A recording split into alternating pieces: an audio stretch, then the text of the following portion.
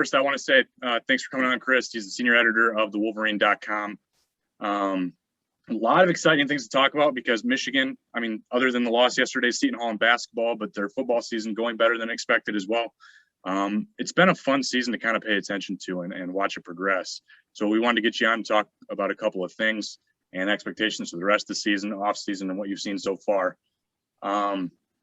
Is Michigan football for real, or are they just feeding on a down Big Ten year? Yeah, that's a fair question. And, Michigan football, this is not the most loaded team they've ever had. Let's be honest. If you go back even to the Lloyd Carr era when they were putting guys in the pros left and right, receivers and quarterbacks, Chad Henne. When's the last time a Michigan quarterback was in the pros, right? Shea Patterson for a week. For a week, Yeah. Maybe a week and a half, a couple of coffee with a couple of different teams. But that's the thing. And if you look at 2015 and 2016, even, I think those teams were more talented than this one. But I'm an older guy, so I remember like the mid 80s when these guys didn't have a ton of NFL talent, but they played really well together. And I think that's what this team is. They've got great leadership. They've got a bunch of guys. Now they got a few stars. You got your Aiden Hutchinsons and your David Ojabos and guys like that. And Hassan Haskins, who I think will play in the NFL. He won't be a great back in the NFL, but he'll play in the NFL. And but they all play so well together, and that was the big thing in the offseason that Jim Harbaugh had to fix was that culture, and he got it back. So is the Big Ten great? No, with the exception of Ohio State, who is probably going to win the Big Ten if we're both being honest here. But in my opinion, 9-1, you can't discount what he's accomplished this year and what he's done. They are more talented than most of the rest of the Big Ten teams, and obviously losing at Michigan State was a disappointment, but you got to give them credit for turning this thing around. Sure. So kind of piggybacking off of that, well, like you kind of mentioned, well, probably not the most talented team that Harbaugh's had. Do you think this might be the most mentally tough Harbaugh team that you've covered?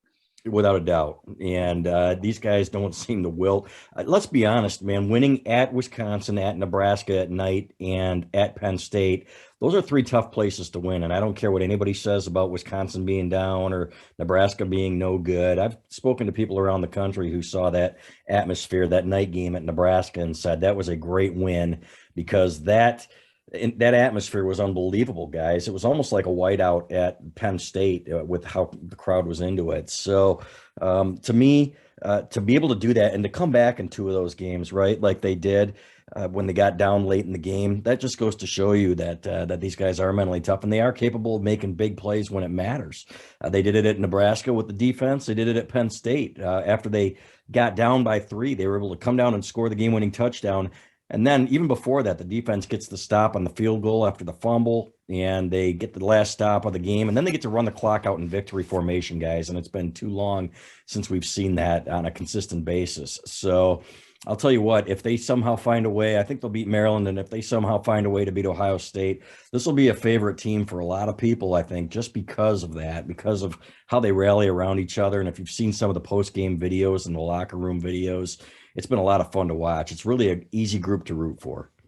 For sure.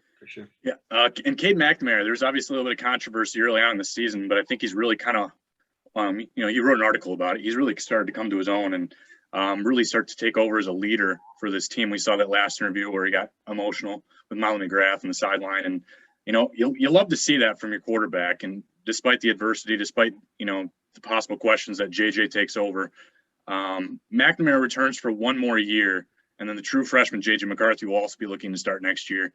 Who in your eyes gets the nod, and do you expect a transfer for whoever doesn't start? That's a fair, great questions. And in this day and age, and I remember talking to Pep Hamilton about 3 years ago, Michigan's former offensive coordinator, and he said when he was talking about his quarterbacks, it's easy to sit there and say, wait your turn, but kids these days don't want to wait their turn. And he said it's just the reality of it now.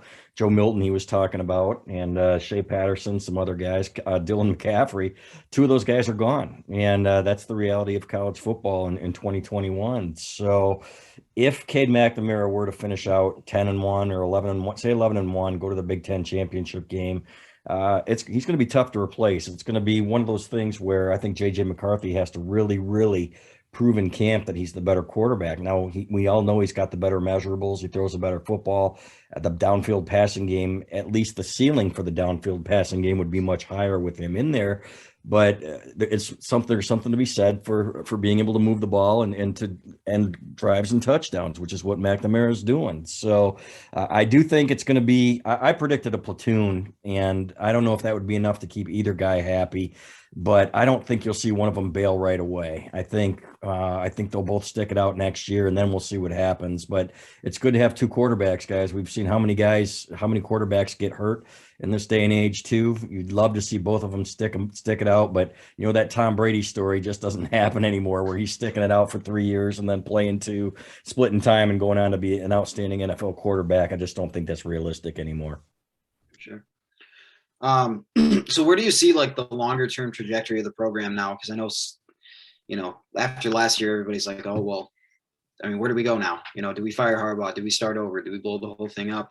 Or do we let him, try to see if he can work a little bit of his magic with his back against the wall? So after the tough year last year, kind of where do you see the trajectory of the program now, that he seemingly has gotten a few things figured out? It's interesting, isn't it? How everybody last year wanted to fire him. Now they're wondering if they're going to restructure his contract and pay him more money, especially now that Mel Tucker at Michigan State, they're talking about a 10-year, $95 million contract for a couple wins over Michigan and one pretty good year so far. So, and that's part of the fickle nature of fan bases. It's what have you done for me lately? So to me, I think that the good news is, and it's like he said after the last game, he said there are so many good young players. DJ Turner, if you go right down the list, Junior Colson, guys that are getting their firsts. Roman Wilson with a couple of touchdown receptions. Andrell Anthony, who we saw against Michigan State.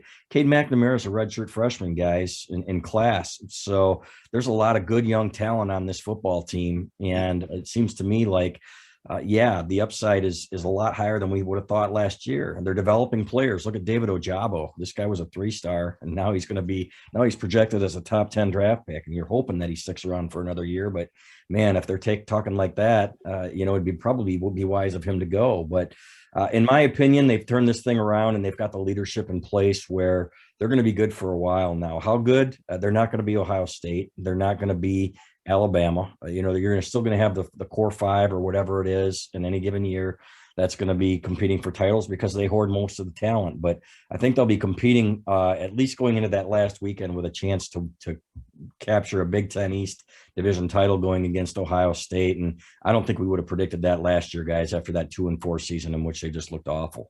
Yeah. Thankfully, that is a home game. Otherwise, I would not be feeling as good about it. But in regards to players now on this roster, who is the 12th man essentially on this offense and defense this year, the non-starter who's made the biggest impact for this team? Yeah, the non-starter. Boy, I guess you could say Anthony. It kind of came out of nowhere. I'm trying to think of a guy. If you look at Blake Corum, clearly, you don't start both backs, so he'd be probably at the top of the list. To have that change of pace back, and you were hoping that Donovan Edwards would get more of an opportunity when Corum went down, but I think we're starting to see that this is going to be Hassan Haskins' show here. So to me, it's him. And then on the defensive side of the ball, it's crazy, but you look at Rod Moore now, guys, came out of nowhere, a freshman safety, and this guy could be key in that Ohio State game. You've got another guy in coverage. How good was he against Penn State? What he did against Jahan Dotson, the way he tackles and being in the right spot, to have come out of nowhere now and captured that job with RJ Moten sitting down last game, to me, was absolutely huge. So, and Mike Morris, I don't know if you'd call him a starter or not. We don't hear a whole lot about that guy, but he does a really good job holding that line when he's in there on the edge. That was an area where they really struggled last year. And to me, he can play inside, outside. He's been one of those unsung heroes of this defensive line. When everybody was talking about Donovan Jeter and, oh gosh, he's going to have a big year, he's barely played, whereas Morris has kind of come out of nowhere. So those are a couple of guys that come to mind right away. So looking ahead a bit, obviously they have Maryland this week, but we're fans and we talk about the team, so we like to look ahead to Ohio State now. Do you feel this team has enough firepower to hang with Ohio State? Obviously, the game plan is not going to be to go try to score with them, but do you think they can hang in with them? 2 Saturdays from now?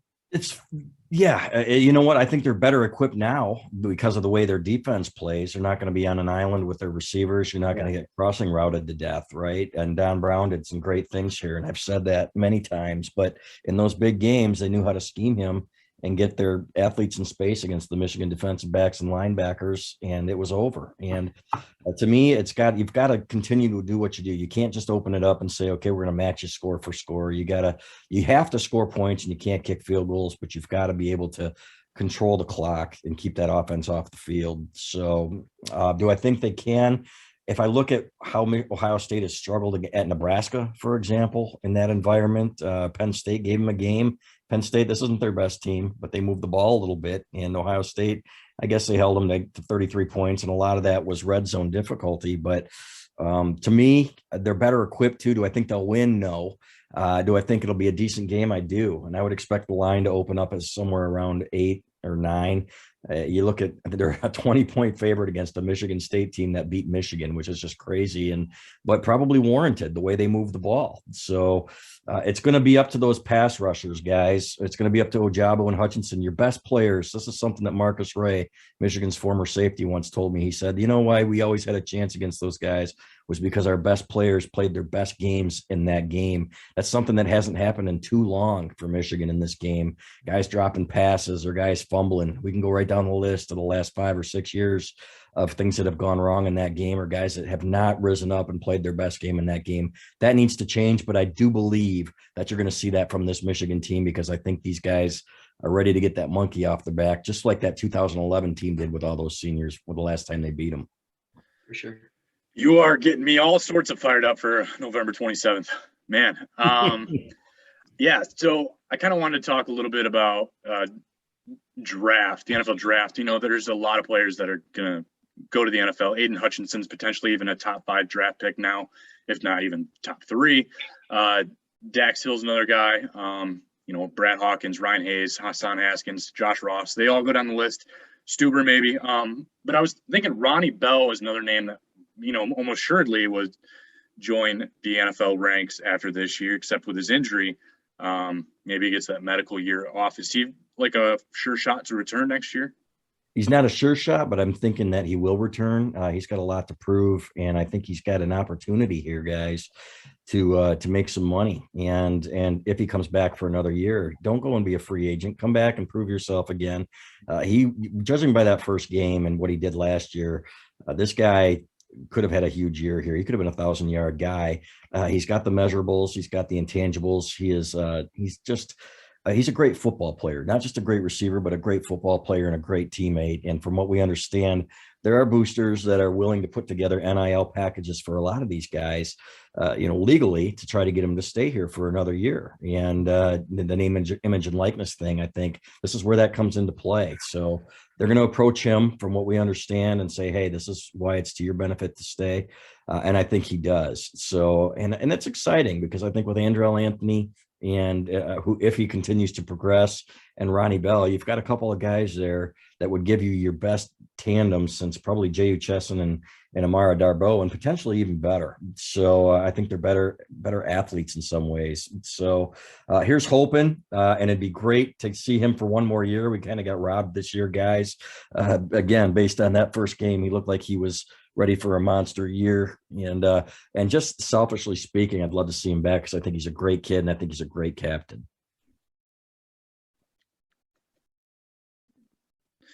Any 2021 recruits that you believe make an impact next year? 2021. We're talking about freshmen this year. I think Rayshawn Benny will be a guy that plays next year on the defensive line. We've heard pretty good things about him. So, and then other than the guys that are playing now, again, guys, this is a pretty young football team. And if you look at some of the positions, you look at Junior Colson, and there is already having made an impact. And Rod Moore. I mean, we can talk about the guys who have played already. So, and then Greg Crippen, I think, on the offensive line. I think if Andrew Stuber leaves, I think Greg Crippen will probably be one of your top 5 linemen. Now, here's a guy who started out really well, and we haven't heard about him as much lately. but they really, really love his upside. And he's kind of an Andrew Stuber type in that he's a football junkie, could maybe play at center. So in my opinion, he'd be another one to watch.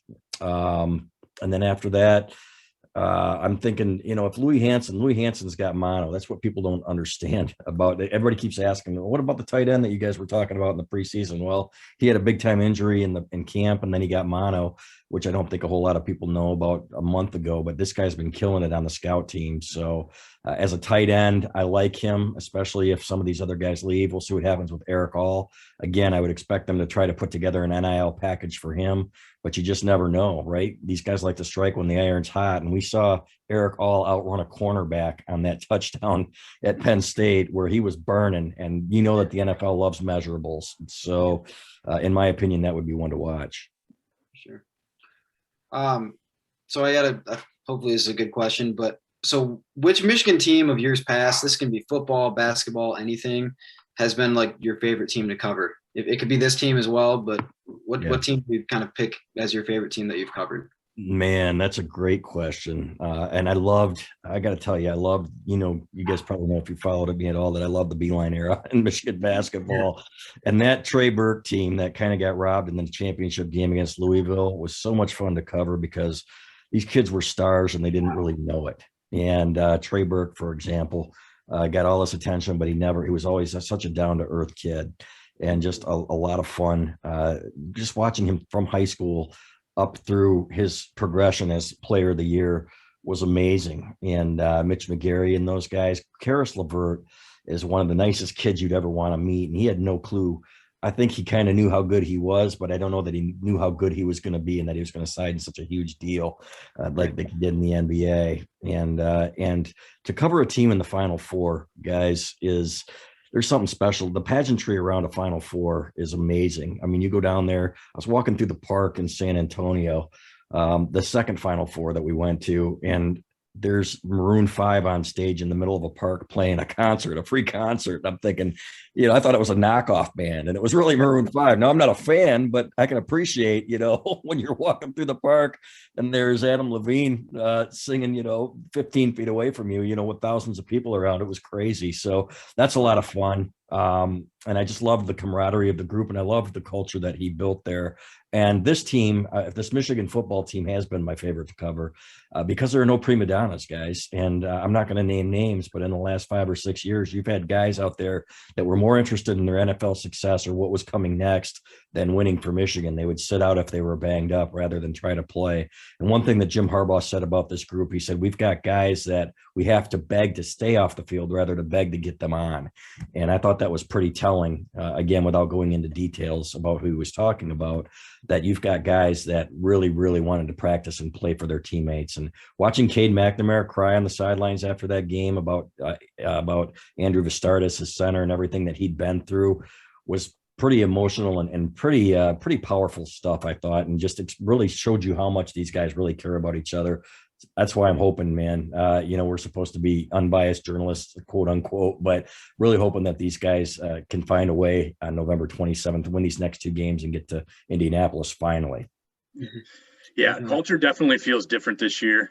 Just the way that they kind of were the antithesis to what Nebraska and Wisconsin was throwing at them with the third quarter music. They're hyping themselves up, and I'm like, that's how you handle adversity in the face of an away game like that in those areas. And I just you see that this team plays with more heart than I've seen in a long time.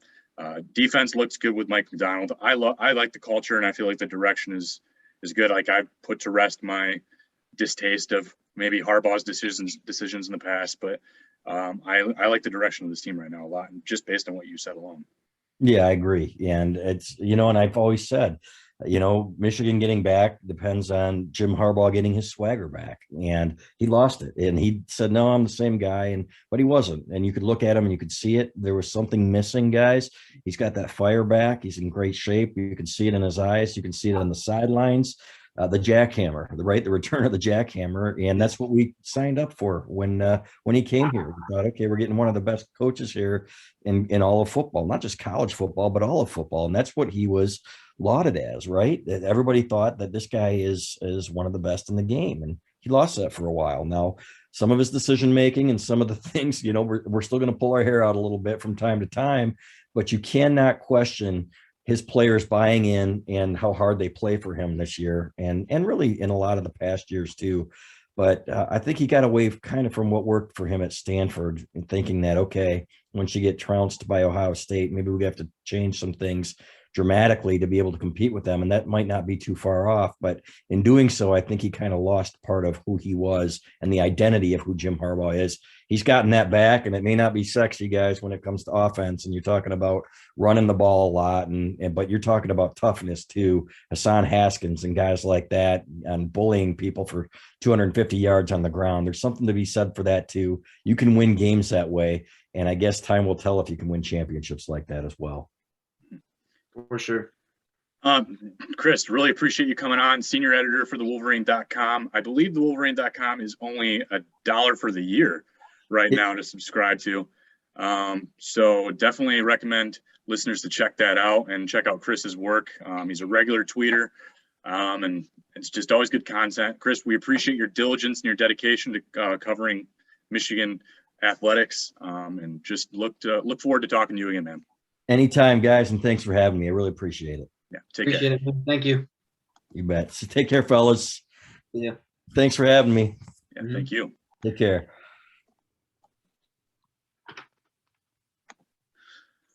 Great stuff from Chris Balas. Great stuff. That was good. I love it. He is so good at covering that program, and he speaks so eloquently, so quickly, and it's all smooth, man. He's really plugged in too. If you just, I mean, obviously he's been around, so he knows. There's some guys that seem like they just do this for a job though. And then Chris, you can tell that this is actually just his passion. He has his hobby as a job. Right. And that's pretty cool. Yeah. And he loves what he does. He's like the Gus Johnson, and he gets excited, and he has every right to be excited. I love it. Yeah. So I do want to we'll talk with you now and continue on this Michigan subject. They've got Maryland this week after they played Penn State. Let's talk about that Penn State game real quick now. They won 21-17. Thankfully, I was going to say in Chris's interview, thankfully it was a noon game, because a night game in a whiteout could have been even worse. I loved it, man. Hassan Haskins, he did well as the workhorse. 31 carries, 156 yards, right at the 5 yards a carry mark. Cade McNamara, no mistakes, 3 touchdown passes. Threw when he had to, and the guys stepped up. Eric All just came off an injury, and he put on the burners.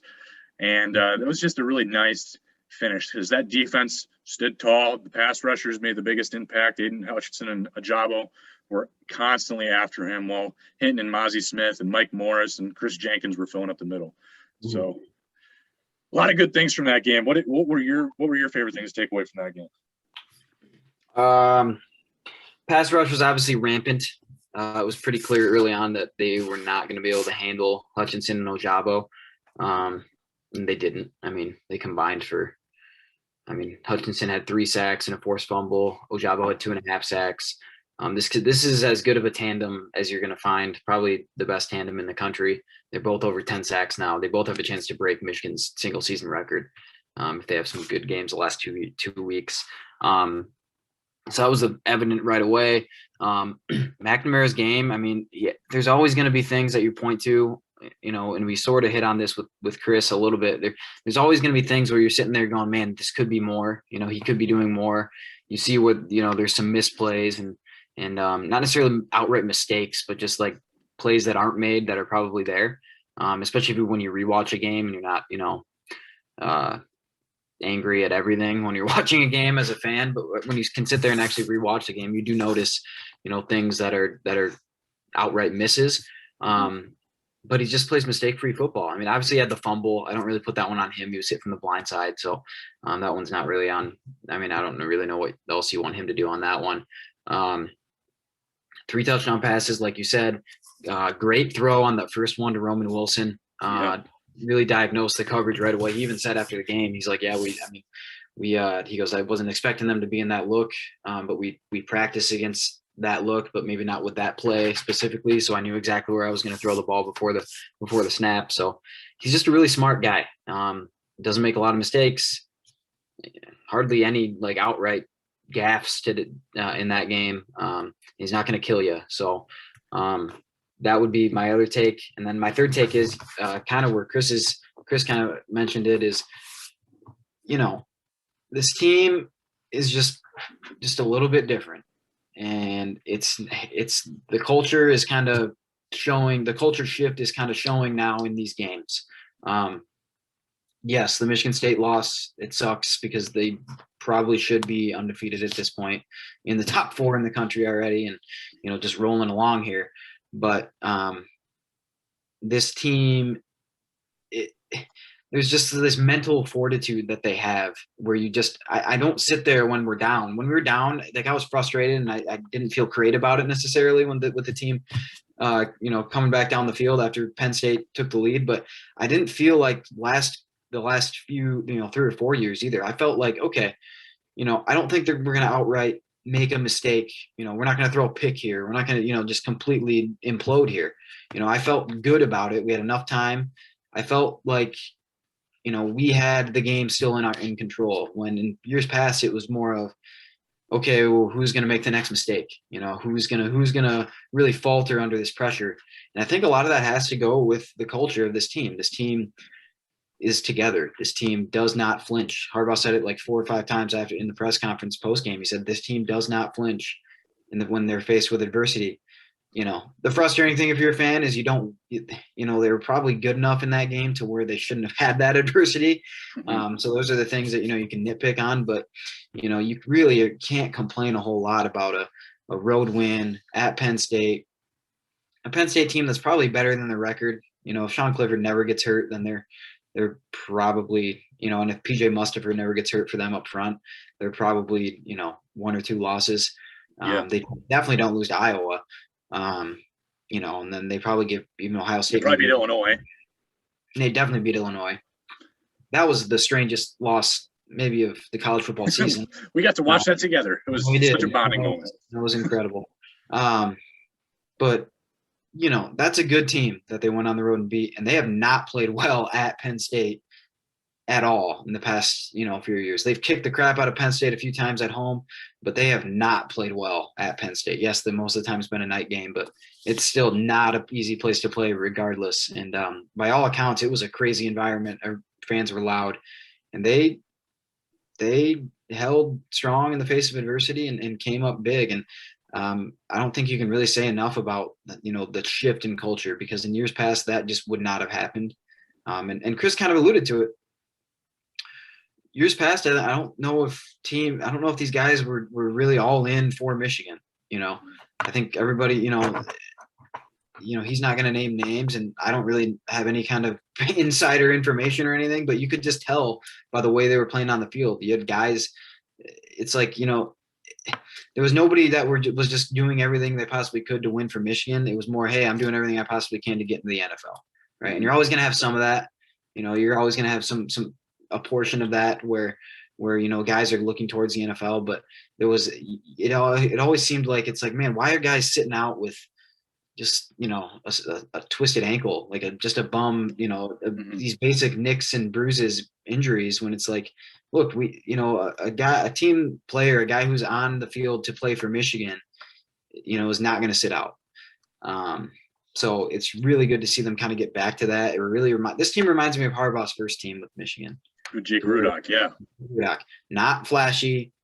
They got better as the year went on. Rudock got incredible as the year went on. Kind of reminds me of how McNamara's season has gone. He's gotten a lot better as the year has gone on.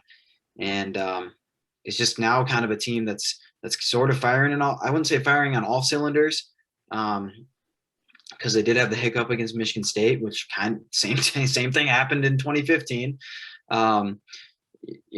It's kind of one of those things where they just kind of embody their head coach, and finally he's back to a point where he's just kicking ass and taking names, and doesn't really care anymore.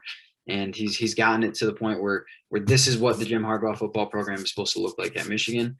And like Chris said, yeah, are they ever going to be Ohio State? Probably not. But nobody's really Ohio State other than 2 or 3 other teams. Ohio State has never been this good in their history for this extended period of time. Like they have the highest winning percentage of any college football team in the last 20 years. Yes, they're like this is an unprecedented run, right? So you don't make an excuse because you do need to win that game every once in a while. Even Auburn beats Alabama every once in a while, right? So you do need to find a way to win that game and put yourself in position where you can compete in that game every once in a while. But you can't sit there. I mean, I'm not going to sit there and say I expect them to win that game every year, like some fans. Like that's just absurdity. Like this, Ohio State is just at a different level, like in a different. They've got 36 losses in the last 20 years. That's like less than 1.5 a year. Oh. That's wild. Yep, and they usually, and this year maybe they looked a little bit more mortal for a while there, and maybe they still kind of do because they have problems. Yeah. But yeah, the Michigan, they're not going to be Ohio State, but I think we're finally now, and I said this, I was watching the game with my dad the other day, on Saturday, and I said we're finally back to the point where it's like we should beat every other team. We aren't going to lose. I don't feel like we're going to lose these games with, to teams that we shouldn't lose to. We're not going to be in a game, knock on wood, but we shouldn't lose to Rutgers. We shouldn't be in a game with Rutgers. Obviously they were a tough game with Rutgers earlier this year, but it was pretty clear we were better than Rutgers. We should win these games on the road against Penn State, right? We should win, occasionally when we're a better team. We should be beating Washington in the non-conference game and just going out there and smoking them. Those type of things weren't happening in the last 2 years. Like all these, we almost lost to Army for Pete's sake. We were both at that game a few years ago, right? So like those things, you could just tell, like we're finally back to the point where in 2015 and 2016, those were the 2 years where it was like we got this thing going, and skies should be the limit. And then something kind of flipped, and Harbaugh changed, and I think he just kind of lost his mojo there for a little bit. But it seems like he's back, and it's really fun to be a Michigan football fan right now. So yeah, and Chris talked about, and even you did at the beginning. I remember when we ranked all top 50 Michigan football players. You mentioned Rod Moore a lot earlier than I initially even would have anticipated. So good on you for that. But then Chris brings him up, and Rod Moore got 65 defensive snaps last game against Penn State. And just in general, he's had 84 in the last 2 games combined, while RJ Moten has only had 18 in the last 2 games combined. So he's kind of taken over RJ Moten's spot, while Dax Hill has kind of come and played more corner in the absence of Jamon Green, splits a little bit with DJ Turner in there. But Michael Barrett is also another player who's seen his snap counts go to 33 per game in the last 2 weeks. Yeah, I mean, we were both at the Indiana game, and he played a lot in the Indiana 45 game. snaps in that game. And there weren't that many snaps to even play, so he probably played the lion's share of those snaps because Indiana stinks. But I think they play similar like that against Talia Tagovailoa. I think Barrett's going to get his snaps again in a defensive scheme, and I think Maryland runs. I think part of why they did that is they've been really struggling with tempo. And if you can keep Mike Barrett in there, because he is sort of a hybrid, he can play in the box, he can play safety a little bit. You don't need to sub as much in the second level. And then Rod Moore, he's just probably a better cover guy than RJ Moten. Moten is really good in the box. He's a good safety. You can't sit there, and I can't sit there and point to him as like completely busting in coverage all the time this year. But Rod Moore is just more of a cover guy, and that's going to help a lot because he can run a little bit better against a team like Maryland, who's got some good receivers, and they really like to throw the ball around. Against a team like Ohio State, same thing. I mean, obviously Ohio State's going to throw the ball all over the place. So that's, maybe they've been kind of just grooming him along to hopefully he can kind of be that guy, and then maybe you can just have Dax Hill on the corner, to where you're not completely, especially with Jamon Green out. Now you're looking DJ Turner, Vincent Gray as your cornerbacks. DJ Turner's come along and he's played great the last probably 4. Vincent Gray's been consistent. And Gray's been consistent, but I still don't feel great about Vincent Gray against Chris Olave. Yeah. Garrett Wilson. You know what I mean? So or even the Jigba. Smith Jigba's their leading receiver, and he's like their third receiver for being. So, I don't feel great in that game, no matter who they have, just because the matchup is tough. But if you can have Dax Hill man up on a guy and be able to cover up a guy, I think we're gonna, that gives them a little more flexibility if you have a guy like Rod Moore out there playing well. So. What do you expect as a final kind of in this Wolverines Terrapins game? Obviously, Tagovailoa's thrown 150 more passes exact than McNamara has, and he's thrown 8 more interceptions as well in the process. Yeah. Obviously we've got the run game. I think Fleet Davis is their top running back, and Blake Corum, who hasn't played the last 2 games, still has more yardage by like 300 than Fleet Davis. So running game isn't super effective. They're very heavy pass. Yep. Jared's been a great receiver for him. But I don't think they can pass on us, right? We might just drop more in coverage. I could see us. I think Moton's going to get his snaps again in this kind of game. I think Rod Moore's going to get his snaps. Dax Hill's going to get his snaps. I think Turner. I don't know if Jamon Green's going to be back yet for this game. It sounds like his injury might be pretty long term. Yeah, It sounds similar to Corum's even, because Corum's going to be out for a bit. Yeah.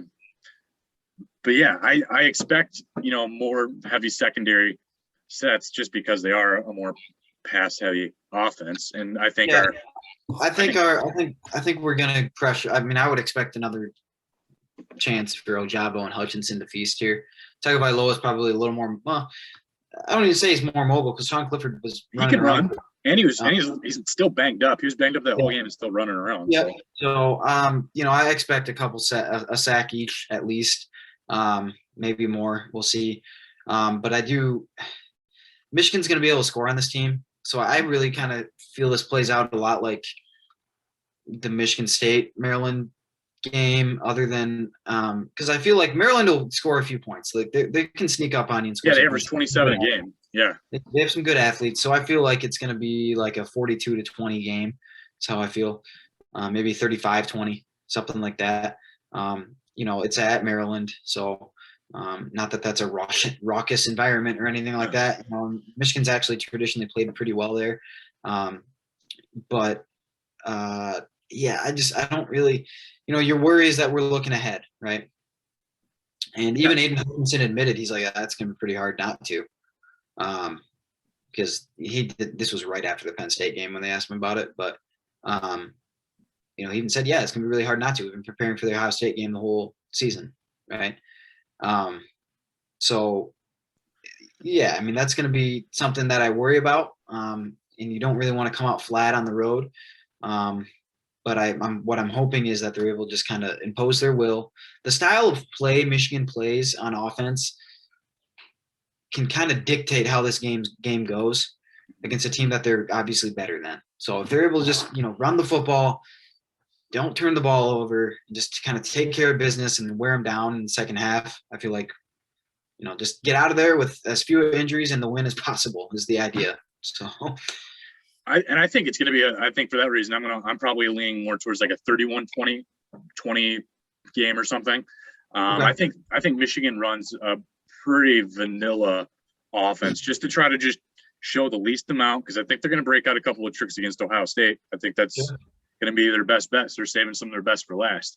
So I think in that aspect, we're going to kind of might get a little frustrated with Josh Gaddis running zone runs, inside zone runs out of shotgun, or, just stuff we've seen before. And I don't think that should surprise us.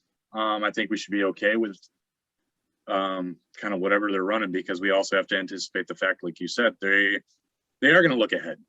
Mm-hmm. They have to. I'm sure they've already started prep work for this game, probably even 3 weeks ago. Yep. So, yeah, I think 30-20, 31-20, I think that seems pretty legitimate to me. Maryland's 1-4 in their last 5 games, and that one win was like a 3-point win against Indiana. Indiana's bad, mind you. They were blown out by Rutgers.